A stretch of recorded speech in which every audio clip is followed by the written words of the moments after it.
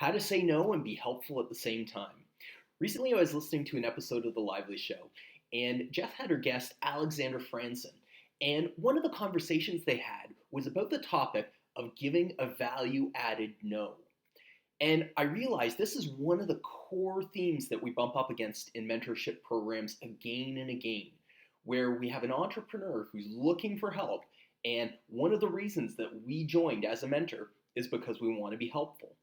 And so, how do we give that no, but at the same time offer some value and acknowledge the entrepreneur in the process that they're going through? So, Alexandra went through her three-step process, and I really like it in the context of how we as mentors can give a value added no when an entrepreneur asks us for our help. So, the first part in the process is to really acknowledge and express gratitude for the entrepreneur reaching out to us. So that could look like, thank you for reaching out to me. I really appreciate the thought that you put into your request. I also happen to notice on your profile that you're getting some great traction in your business, and I really want to acknowledge you for what it takes to take the risk of starting up a company like you are. The second part of the decline is actually making the decline clear. So this is where you need to state the reason for why you're declining.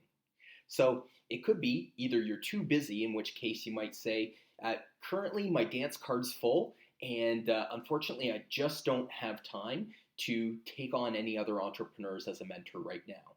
Or it may be that you're just not the right fit, in which case you may articulate that by saying, I've taken a look at your request and I just don't feel I'm the right fit for what you're looking for.